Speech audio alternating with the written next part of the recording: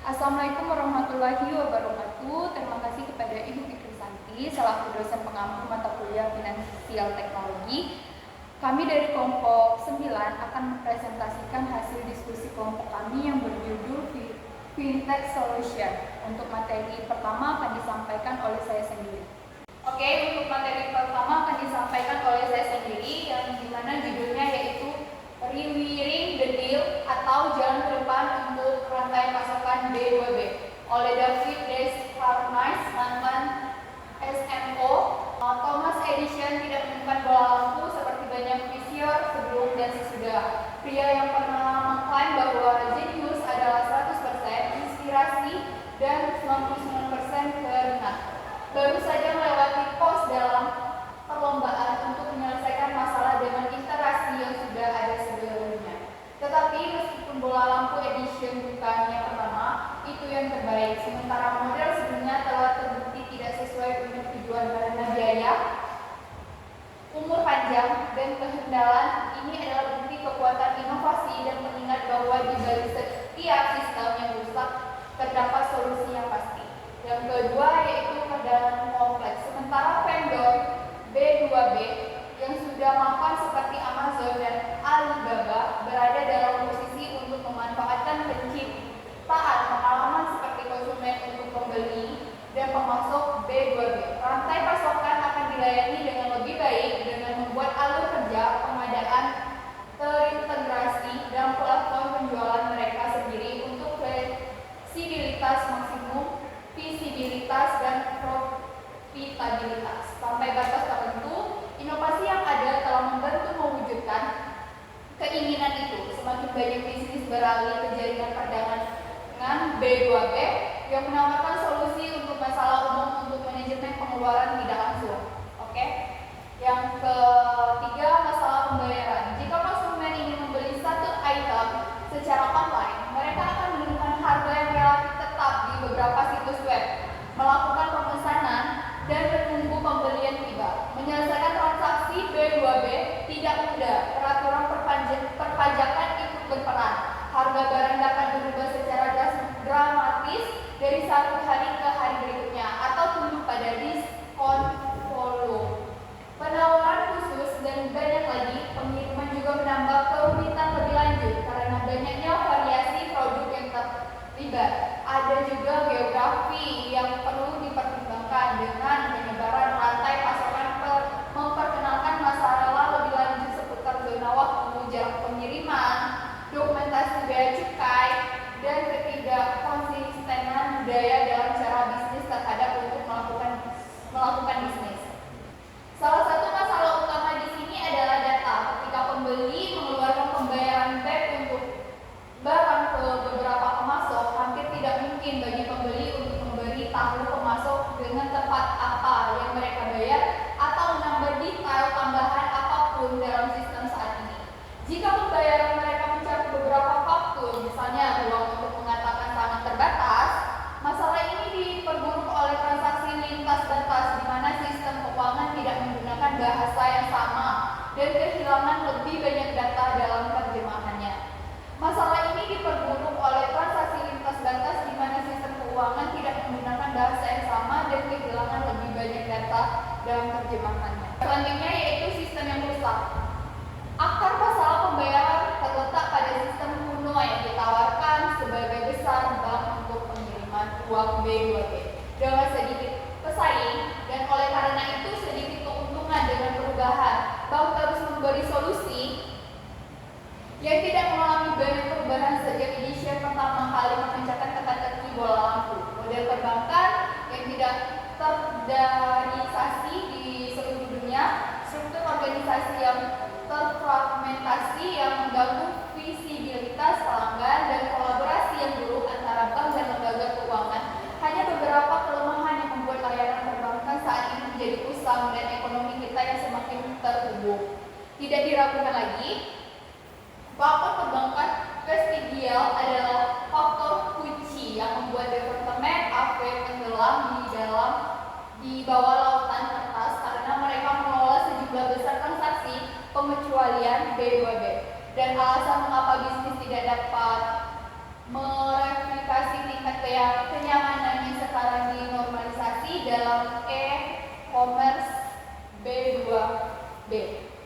selanjutnya yaitu pembayaran dinamis. Hari ini inovasi fintech keluar untuk menciptakan platform pembayaran yang sama dinamisnya dengan bisnis global. Startup sudah bermitra dengan perusahaan terkemuka untuk menjadikan proses pembayaran yang sangat penting sebagai bagian mulus dari pengalaman perdagangan B2B karena mendasari pekerjaan mereka adalah keyakinan bahwa kolaborasi B2B yang cocok untuk pasar digital modern tidak akan memungkinkan dilakukan sampai rentang terakhir dari pembayaran statis dihilangkan. Untuk selanjutnya yaitu inovasi pembayaran dan point of sales. Oleh Ruth Haljer, mantan direktur penjualan Hub Mobili, langkah pertama dalam globalisasi perdagangan telah dimulai oleh dengan 4 kapal sederhana. Pada saat itu, orang-orang gagal berani memahami apa yang menghubungkan dunia.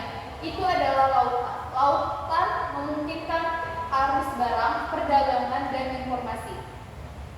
Lautan adalah internet pertama. Barang-barang yang tidak terdistribusi secara merata adalah peluang yang telah dirasakan oleh para pengusaha global asli ini dan memiliki keberanian untuk bertindak. Keuntungan mereka yang tidak adil adalah pengetahuan mereka yang sulit ditemukan tentang dunia, navigasi jarak jauh, dan kemauan untuk menghadapi rintangan yang luar biasa, di mana harga tertinggi adalah nyawa seseorang. 3 pilar transaksi keuangan, yaitu yang pertama pelanggan, yang kedua yaitu bank, yang ketiga yaitu perdagangan. Yang selanjutnya yaitu blok bangunan bank baru. 1. Pos sebagai titik sentuh pilihan, bank dan proses memiliki satu titik kontak terpenting dalam hubungan antara konsumen dan bisnis yang juga merupakan salah satu yang paling sering dilupakan. Yang kedua yaitu data. Ada banyak perusahaan yang tahu bahwa tentang perilaku pelanggan di dunia digital. Oke, untuk materi selanjutnya yaitu algoritma prediktif, membangun solusi perbankan online inovatif. 2 pengamatan memotivasi bank ini. Pertama, krisis keuangan telah menunjukkan peningkatan yang signifikan dalam rasio kredit bermasalah di perbankan retail. Salah satu akar dari perkembangan ini adalah meluaskan literasi keuangan nasabah retail. Kedua, digitalisasi perbankan retail berkembang pesat dan telah menjadi faktor kunci keberhasilan. Latar belakang, pada tahun 2015 banyak panelis konferensi manajemen mengklaim bahwa perubahan yang sukses perlu memasang Chief Innovation Officer baik di dewan mereka atau disubordinasi langsung dengan kekuatan untuk menerobos silo perubahan dan berbaris arah. Yang selanjutnya yaitu perakiraan arus kas pelanggan pribadi. Idenya sekarang adalah untuk menghasilkan perakiraan arus kas untuk rekening giro pelanggan pribadi. Perakiraan akan dibuat dengan algoritma prediktif dan akan didasarkan pada data transaksi historis yang tersedia di bank. Prediksi dilakukan tanpa interaksi pengguna dan merupakan bagian dari profil perbankan online pelanggan. Dapat disimpulkan, algoritma prediktif adalah bidang penelitian yang sangat menjanjikan dan menarik. Selain itu, sudah ada buah rendah pertama yang dipanen. Model bisnis yang solid dapat dibangun di sekitar mereka, seperti yang ditunjukkan oleh contoh arus kas perlangganan pribadi. Mungkin itu saja yang dapat saya sampaikan. Untuk materi selanjutnya akan disampaikan oleh Ida Ayu. Kepada Ida Ayu dipersilakan. Terima kasih kepada Christine. Materi selanjutnya yaitu Big Data adalah landasan sistem kepatuhan regulasi. Banyak lembaga keuangan telah mengadaptasi sistem informasi mereka yang ada untuk mematuhi peraturan pasca krisis. Sayangnya, keterbatasan teknologi warisan mereka telah terbukti dramatis dan mereka telah gagal memenuhi harapan regulator bahwa volume besar data yang dipegang oleh bank selama beberapa tahun. Bank ini menunjukkan bagaimana teknologi data besar dapat membuat sistem informasi, risiko, dan kepatuhan lebih mudah diimplementasikan. Karena teknologi data besar telah berkembang secara progresif dan permulaannya di sektor web. Ia telah diadaptasi untuk mendukung kebutuhan dan tantangan unik industri keuangan. Selanjutnya yaitu di bank, implementasi Big Data terlalu lambat. Sejak awal 2010-an, istilah data besar telah umum digunakan untuk mengabarkan teknologi generasi baru dan pendekatan baru untuk manajemen data. Teknologi ini diciptakan oleh pemain utama industri web karena teknologi tradisional tidak mampu beradaptasi dengan jumlah penggunaan yang tidak dapat diprediksi, volume data yang cepat dan kebutuhan pemrosesan yang meningkat. Selanjutnya yaitu mungkinkah internet big data langsung diterapkan di bank. Kemajuannya lambat dan memakan waktu lebih lama daripada yang diperkirakan siapapun karena faktor-faktor berikut, yaitu pertama ada arsitektur data besar adalah perubahan paradigma yang drastis, implementasi membutuhkan pengetahuan baru. Dan yang kedua adalah kasus penggunaan internet sebagian besar berbeda dari kasus penggunaan perusahaan. Dan yang terakhir ada tingkat kepercayaan terhadap teknologi yang digunakan oleh dunia internet lebih rendah dibandingkan dengan industri lain, khususnya industri perbankan. Materi selanjutnya yaitu bagaimana data real time dan konsisten dapat diperoleh dari teknologi big data. Paradigma tanpa kunci adalah harga yang harus dibayar untuk mendapatkan skalabilitas sistem yang hampir tidak terbatas, yang berarti yang pertama penyimpanan tidak terbatas, yang kedua kemampuan pemrosesan tidak terbatas, dan yang terakhir kemampuan caching tidak terbatas. Dari selanjutnya yaitu teknologi big data adalah teknologi terbaik untuk menerapkan sistem kepatuhan. Menurut definisi, sistem kepatuhan memerlukan pengumpulan data baik dari sistem internal maupun eksternal. Alasannya yaitu ada tiga. Yang pertama sistem perdagangan, yang kedua data pasar, dan yang terakhir referensi dan CRM. Selanjutnya yaitu kurangnya fleksibilitas. Yang dimaksudkan yaitu berkat elastisitas dan skalabilitas, infrastruktur dapat diadaptasi dengan cepat. Selanjutnya yaitu fleksibilitas. Sistem informasi harus mampu mengatasi perubahan yang cepat akibat regulasi dan tekanan bisnis. Selanjutnya yaitu ada elastisitas dan skalabilitas bahasa. Elastisitas dan skalabilitas adalah gangguan utama yang ditimbulkan oleh teknologi data besar. Mengaktifkan arsitektur terdistribusi tanpa kunci yang nyata memungkinkan aplikasi data besar untuk menawarkan tanpa batas, yaitu ada tiga. Yang pertama hitung skor reputasi dengan menambahkan teks di web, dan yang kedua itu ada gunakan pembelajaran mesin untuk deteksi sinyal lemah atau deteksi pola penipuan pada transaksi akun, dan yang terakhir yaitu penyimpanan data. Next slide. Materi selanjutnya yaitu solusi fintech dalam optimasi kontrak kompleks. Dekade pengabaian akan pulang untuk bertengger. Dalam dunia yang semakin terregulasi dan kompetitif, lembaga keuangan wajib memahami sepenuhnya kontrak kompleks yang berlaku dengan klien mereka. Regulator secara global dikejutkan oleh keadaan ini. Mereka memperlakukan banyak persyaratan pada perusahaan keuangan untuk memiliki manajemen yang lebih baik atas data kontrak hukum mereka. Tentu saja tuntutan peraturan ini tidak masuk akal. Kontrak hukum merupakan perwujudan dan bagaimana instrumen keuangan memanifestasikan dirinya melalui berbagai syarat, ketentuan, dan kewajiban kontraktual yang dilakukan oleh masing-masing pihak dalam kontrak keuangan.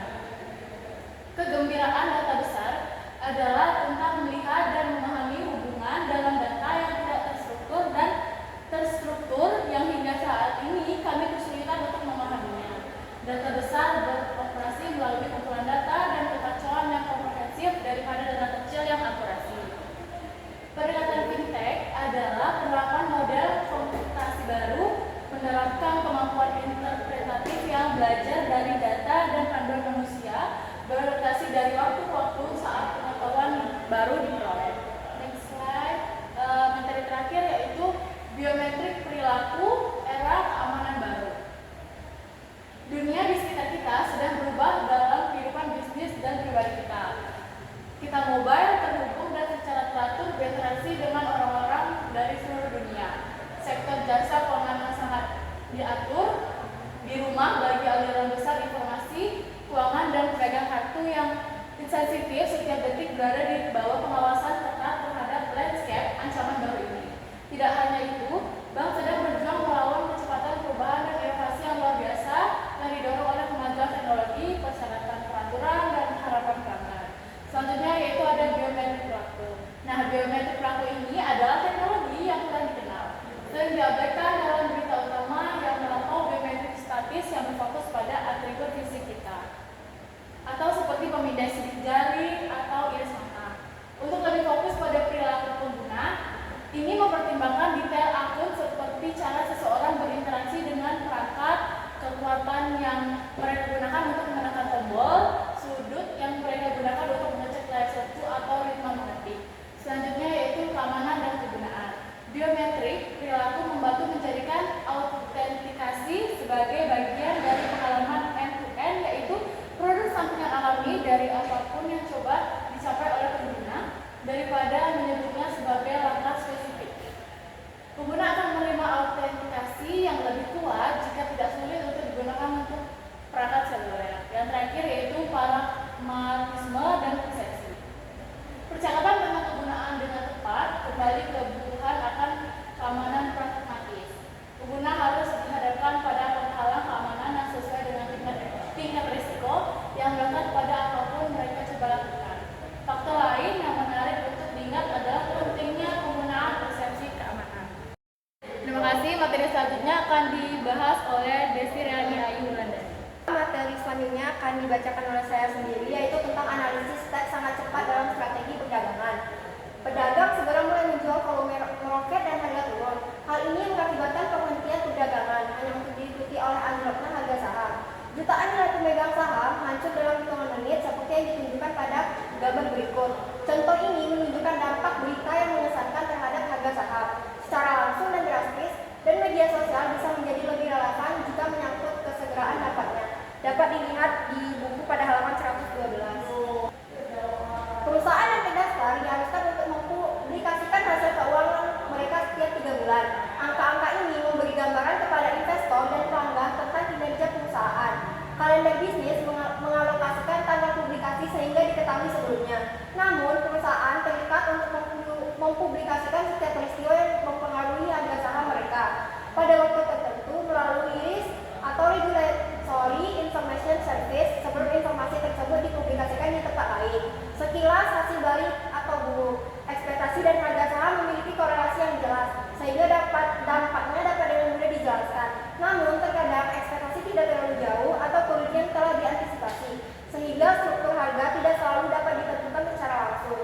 Pasar jauh lebih kompleks daripada yang diasumsikan pada pandangan pertama, dan volatilitas memberikan risiko dan peluang. Dampak waktu nyata berisi tentang analisis dan laporan, pandangan dan skenario bagaimana jika bukan angka konkret. Ini berkontribusi besar pada suasana pasar. Sikap keseluruhan terhadap perusahaan, negara, dan cabang sangat penting untuk menyatakan bahwa tidak setiap berita memiliki potensi untuk mengubah pasar. Tapi cerita seperti itu memang ada dan menyimpan potensi yang sangat besar. Dan kemudian hanya dalam hitungan detik sampai pasar bereaksi. Peringatan laba yang meleset atau melebihi target dapat berdampak langsung dan keras terhadap harga saham. Segitiga dampak berita.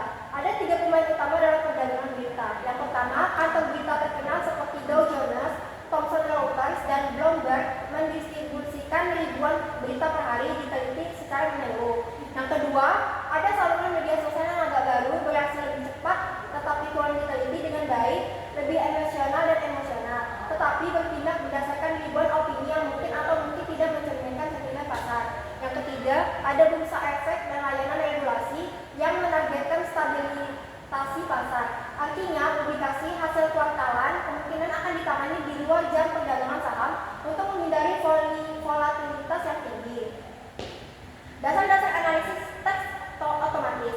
Saat mengekstraksi informasi dari teks tertentu, banyak masalah muncul. Menemukan kata, kalimat, angka, entitas, nama, konsep, dan ide sambil menjaga konteks, baik secara semantik maupun tata bahasa adalah topik utama dalam linguistik. Namun, semua pendekatan ini jauh dari layak dieksekusi secara real time. Saat menganalisis teks keuangan, perspektif keuangan dan ekonomi memerlukan analisis terfokus yang dapat dijalankan dalam milidetik. Oleh karena itu, per kalimat apapun yang diarahkan dan dapat didukung trader harus meningkatkan analisis dan mengurangi waktu eksekusi. Identifikasi entitas, susunan kata, dan indikator. Pertama, entitas dan konsep bernama seperti negara, perusahaan, atau orang seperti CEO dan pemimpin politik perlu dikategorikan. Kedua, identifikasi nomor harus tepat dan sebagai format dan representasi angka yang berbeda sangat penting. Otomatisasi apapun harus dapat menangani format alfanumerik yang berbeda dan menerjemahkannya ke dalam nilai konkret. Dalam konteks keuangan, hanya konsep yang diminati trader yang perlu ditemukan untuk menghindari luapan informasi. Aplikasi yang benar-benar mendukung trader harus menawarkan kemungkinan untuk memilih konsep yang menarik dan memungkinkan mereka untuk mekonfigurasi apa yang ingin mereka tanggapi. Konfigurasi seleksi dan minat serta pengalaman pribadi sangat penting.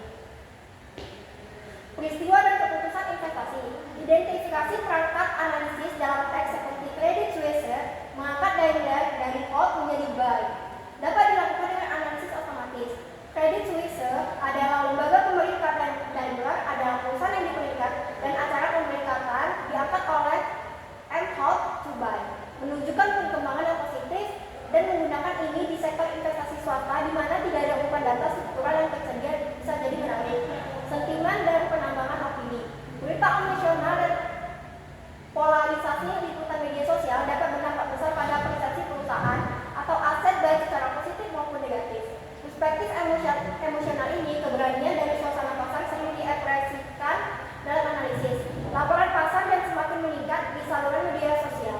Evaluasi suasana pasar berbasis berita dan Twitter harus mencerminkan tweet, laporan, dan analisis terbaru untuk pengguna. Liputan media yang berulang tentang suatu topik lebih cenderung memiliki dampak daripada satu item berita dan kredibilitas penulis atau sumber berita juga berperan. Aplikasi untuk analisis teks otomatis. Mengekstraksi informasi dari teks alami dan tidak teks struktur. Kompilasi peristiwa yang dijelaskan dan dideteksi sentimen atau penilaian adalah kemampuan menarik yang memiliki implikasi besar untuk alur kerja tidak perlu membaca ribuan teks dan banyak aplikasi. Aplikasi untuk pengulangan informasi dan identifikasi adalah sebagai tunggu yang menghasilkan penilaian negatif untuk yang pertama dan penilaian positif untuk yang terakhir. Penugasan khusus dari setiap penilaian ke item yang benar merupakan hal mendasar bagi mesin linguistik, ekonom, dan sangat penting untuk analisis yang lebih lanjut. Serangkaian pendapat berbeda mengenai satu konsep dapat digabungkan menghasilkan satu penilaian tunggal untuk sebuah perusahaan dalam satu teks. Analisis teks yang bahkan lebih pendek membantu mendapatkan gambaran umum, terutama jika ada banyak informasi. Teknologi inovatif di pasar keuangan pada pandangan kritis. Potensi analisis teks otomatis dalam perdagangan berita sangat besar. Meskipun alur kerja harus diadaptasi dengan demikian, menanggung resiko yang melekat. Ini adalah tantangan berikutnya yang perlu diambil dalam teknologi keuangan. Stamina diperlukan oleh perusahaan fintech, mitra industri yang potensial itu penting dan alur kerja perlu diadaptasi. Crowdfunding yang diatur oleh ekosistem. Crowdfunding yang diatur adalah tempat portal online yang digunakan untuk menjual sekuritas, saham atau instrumen utang di perusahaan kepada sekelompok investor. Regulator sekuritas mengatur crowdfunding yang diatur dan mereka menentukan perilaku antara pemilik, perusahaan, investor, dan broker atau dealer yang diharuskan untuk mengoperasikan portal crowdfunding yang diatur. Tujuan dari ekosistem ini adalah untuk membantu penerbit dan investor bersatu dengan cara yang paling efisien melalui portal crowdfunding yang diatur. Dan salah satu alasan utama mengapa crowdfunding yang diatur adalah fenomena global adalah pemasaran yang dilakukan oleh AS, SEC, dan promotor UU Ketenagakerjaan untuk mengadvokasi nilai bagi investor, emiten, dan pemerintah yang ditekan untuk menciptakan lapangan kerja dan meningkatkan aliran modal. Portal crowdfunding terregulasi yang paling sukses secara global memiliki karakteristik yang sangat mirip. Mereka beroperasi sepenuhnya secara transparan dan mereka telah mendedikasikan individu untuk pertumbuhan sektor yang baru muncul ini. Ekosistem crowdfunding yang terregulasi dimungkinkan saat ini karena ada 4 pilar utama: teknologi, internet, media sosial, dan pemerintah progresif. Sifat pasar ini adalah cara berbisnis yang dapat berubah dengan cepat dan pemerintah bertanggung jawab untuk meletakkan landasan yang tepat di mana bisnis dan orang dapat tumbuh dan menjalankan bisnis mereka. Kemajuan teknologi dan media sosial memungkinkan kita menyampaikan pesan kepada miliaran orang di seluruh dunia dalam hitungan detik, dan cara kita berkomunikasi, berkolaborasi, dan berinvestasi telah berubah selamanya. Pengiriman uang pembayaran falas internasional dengan biaya rendah. Pergeseran paradigma besar sedang terjadi di dunia keuangan. Secara khusus, kami siap untuk melihat pertumbuhan eksplosif di ruang mobile banking yang tidak mungkin terjadi sebelumnya dalam sejarah. Saat ini ada 2 miliar orang dewasa yang mulai terlayani dari pelayanan keuangan tradisional.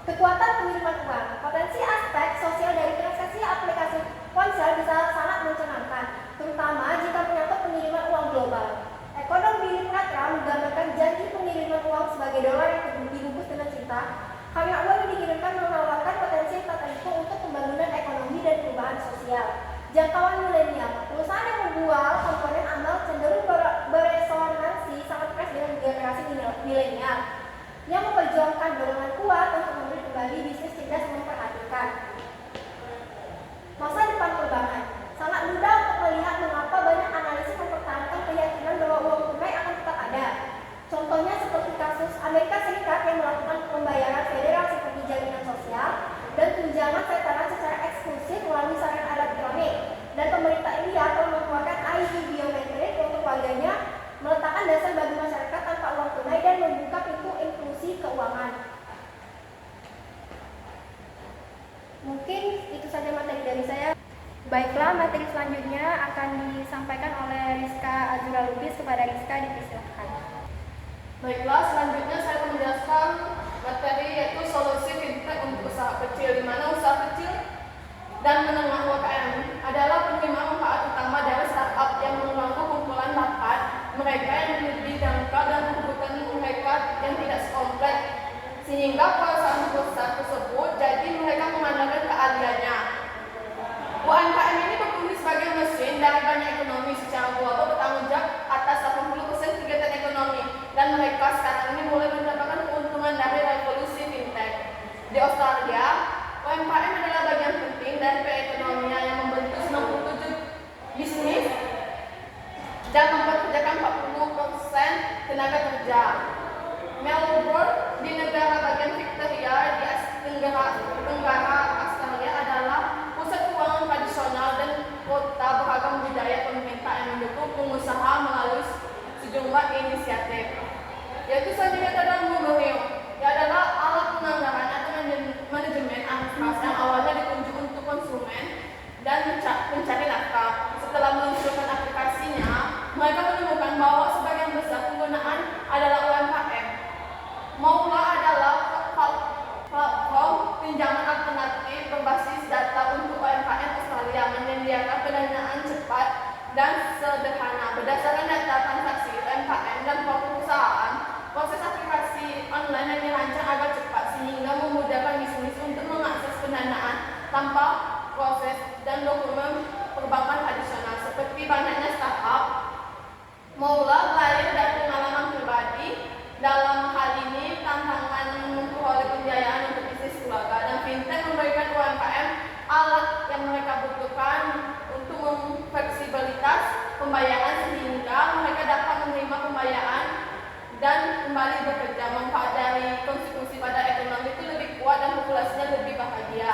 Selanjutnya, yaitu adalah solusi pembayaran berbasis Apple Pay, jadi di mana di dalam dunia pembayaran yang berkembang secara dinamis saat ini, masalah waktu Apple telah melakukan pekerjaan fenomena sehubungan dengan waktu peluncuran produk Apple Pay di inti gelombang tsunami fintech, yang dimana pembayaran ini menyapu seluruh alam semesta, yang mana kekuasaan Apple Pay itu bergantung pada pengaplikasian secara luas dunia tanpa kartu kredit dan uang tunai, sehingga Apple Pay itu menghidupkan kembali ekosistem iOS dan memberikan aliran pendapatan baru untuk Apple, dan basis penggunaan ada sebesar 800 juta, ditambah lagi akun iTunes yang sudah berisi informasi kartu kredit dan akan memberikan kontribusi besar atas suksesnya, sehingga Apple pun telah mengumpul masalah privasi di kepala mereka, dan ekonomi industri pembayaran ini oleh solusi fintech yang diakui saat ini masih lebih merupakan salah satu munculnya daripada booming sebenarnya, tetapi dengan pemerintah dan konsumen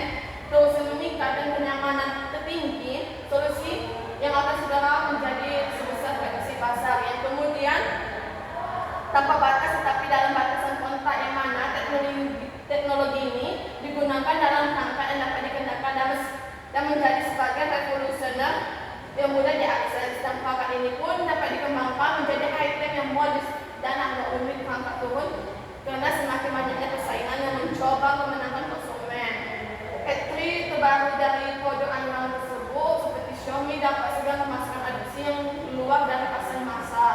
Dunia fintech masih semakin bersemangat seiringnya perkembangan teknologi yang dapat dikenakan, dan layanan keuangan sudah menghitung keuntungan yang diprediksi apa dulunya merupakan ceruk pasar sekarang yang tampak menjadi investasi kredit, konsumen, usaha bisnis, dan gadget pribadi yang harus dimiliki. Eksternalisasi jaringan yang dihasilkan mungkin atau mengutamakan Apple, sehingga badan pengaturan akan memberikan tekanan besar dalam adopsi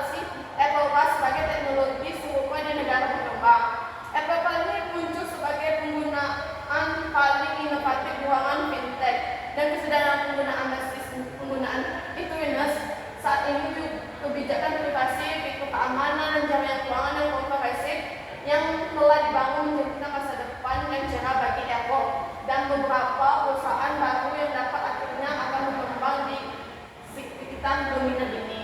Selanjutnya, yaitu solusi fintech untuk menguntungkan sektor lain. Dengan majunya dalam waktu, World Money sering diikuti pada tahun 1937 memungkinkan situasi ada di masa depan yang melalui kontrak Ford dan kontrak West. Yang pertama secara umum yang diterima menjadi pasar beras Yodoya di Osaka, Jepang sekitar tahun 1650 yang diregulasikan mengakibatkan peningkatan kualitas harga ditambah dengan daya komputasi yang baru tersedia dari tahun 1970-an dan terbukti menjadi katalis untuk meledakan hak untuk membeli atau menjual kontrak tanggal masa depan opsi. Dan kontrak forward standar ini dikenal sebagai kontrak berjangka saat ini. Dan pasar derivatif global telah berkembang menjadi nilai nasional yaitu US dollar 700 triliun yang mencegah dalam waktu 30 mata uang yang digunakan secara luas sebagai alat manajemen risiko oleh perusahaan, manajer investasi, pemerintah, perusahaan asuransi, perusahaan energi dan komoditas serta bank. Dalam pola ini, pikiran fintech itu ada kedua pasar ini menghadirkan peluang yang batasi karena keduanya bergantung pada teknologi. Angka yang tidak stabil asal dasar sebagian besar diakomodasi dan adalah keterampilan terbatas antara keuangan cloud ataupun ikat online. Selanjutnya, bidang seperti pembayaran mata uang kripto, coin akan berharga, tetapi pulangnya terbaik terletak di kesimpangan industri. Tidak ada yang lebih jelas daripada menggabungkan penggunaan infrastrukturnya. Pasar infrastruktur juga disebut sebagai pasar infrastruktur sebagai layanan atau IS adalah konvertasi infrastruktur, daya kompetisi, memori dan penyimpanan yang digunakan untuk menjalankan aplikasi internet. Basis penggunaan ini dari sudut pandang situs web menggabungkan pasar berjangka, pasar sport dan menjadi sistem manajemen hasil yang lebih baik. Dengan menggunakan angka berjangka panjang dan sport, mereka juga mampu membuat algoritma yang mengalokasikan slot iklan antara pasar berjangka dan pasar sport untuk memaksimalkan pendapatan.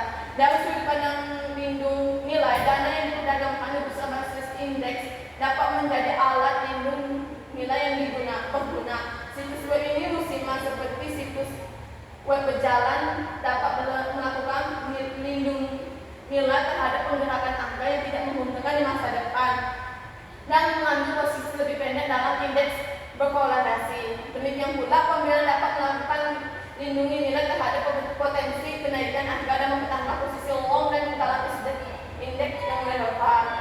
Yang selanjutnya yaitu dengan inovasi fintech dapat yang dipakai. Pada November 2014, sejumlah analis Morgan Stanley menulis dalam sebuah catatan bahwa yang dapat dipakai akan menjauhi laporan ekspektasi pasar dan menjadi perangkat teknologi konsumen yang paling berkembang hingga saat ini dan menurut pandang mereka.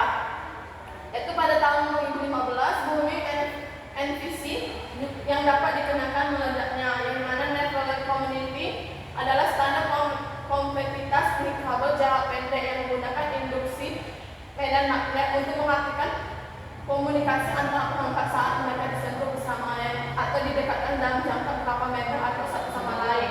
Dengan peluncuran smartwatch, Apple pasar internasional, hasil teknologi seperti Google, Sony, Microsoft, LG mendapatkan cap mereka di pasar harga yang dapat dikenakan, dan produsen band gaya hidup ataupun kebugaran seperti John Bell, Fitbit, Misfit menawarkan rangkaian produk yang semakin menarik. Bom perangkat yang dapat dikenakan pasti aktif. Wearables solusi fintech dengan melakukan pembayaran MVC pada perangkat itu dapat dikenakan dan bayangan seberapa besar pasar untuk bisa mengubah perangkat apapun yang dapat dikenakan menjadi perangkat pembayaran alternatif. Dan pembayaran MVC yang dapat dikenakan baiklah itulah mungkin materi yang saya bisa sampaikan. Saya kembali lagi kepada moderator. Terima kasih kepada rekan-rekan saya atas penjelasannya. Terima kasih juga kepada Ibu Fikri Santi selaku dosen pengampu mata kuliah Finansial Teknologi. Sekian dari kelompok saya, jika ada kekurangan saya mohon maaf dan akan kami perbaiki di kemudian hari. Saya tutup. Wassalamualaikum warahmatullahi wabarakatuh.